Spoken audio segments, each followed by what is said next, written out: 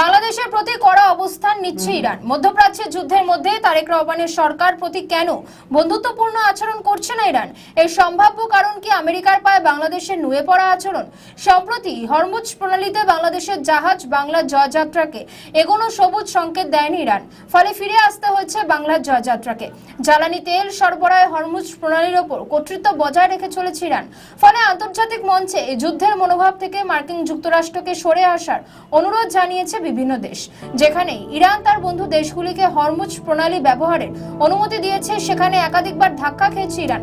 গত 1 এপ্রিল ঢাকায় ইরানের রাষ্ট্রদূত হরমুজ প্রণালী পার হতে অনুমতির অপেক্ষায় থাকা বাংলাদেশি জাহাজকে সহায়তার কথা বলেন।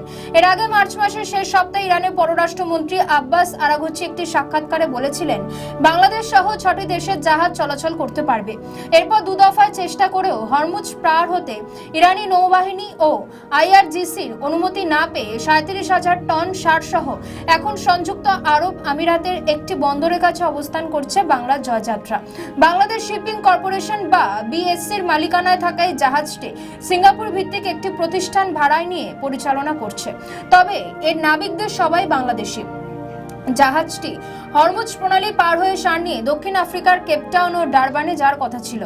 বিএসসির ব্যবস্থাপনা পরিচালক মোহাম্মদুল মালিক বলেন, জাহাজটিকে হরমুজ পার করানোর জন্য ইরানের অনুমোদন পেতে কূটনৈতিক চ্যানেলে জোর তৎপরতা চলছে। কিন্তু প্রশ্ন হচ্ছে, মুসলিম সংখ্যাগরিষ্ঠ দেশ হিসেবে বাংলাদেশের সঙ্গে ইরানের ঐতিহাসিক সহযোগিতামূলক সম্পর্ক থাকার পরেও বাংলাদেশের জাহাজকে হরমুজ পার হতে ইরান বাধা দিচ্ছে কেন?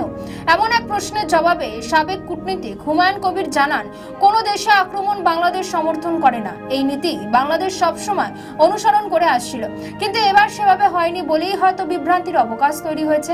কিন্তু ইরান এভাবে বারবার কেন বাংলাদেশকে বাধা দিচ্ছে?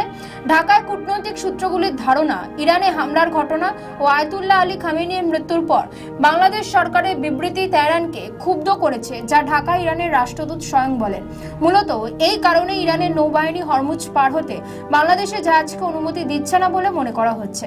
যুক্তরাষ্ট্র ইসরায়েল ফেব্রুয়ারির শেষ সপ্তাহে ইরানে আক্রমণ করে এবং এতে নিহত হন সে দেশের সর্বোচ্চ ধর্মীয় নেতা আয়াতুল্লাহ আলী খামেনি। এই হামলা ইরানের প্রতিরক্ষা মন্ত্রী, সশস্ত্র বাহিনীর প্রধান সহ উচ্চ পর্যায়ে বেশ কয়েকজন নিহত হওয়ার খবর নিশ্চিত করে ইরান। জবাবে পাল্টা পদক্ষেপ হিসেবে ইরান, সৌদি আরব, কাতার ও কুয়েত সহ উপসাগরীয় দেশগুলিতে মার্কিন স্বার্থ লক্ষ্য করে হামলা চালায়।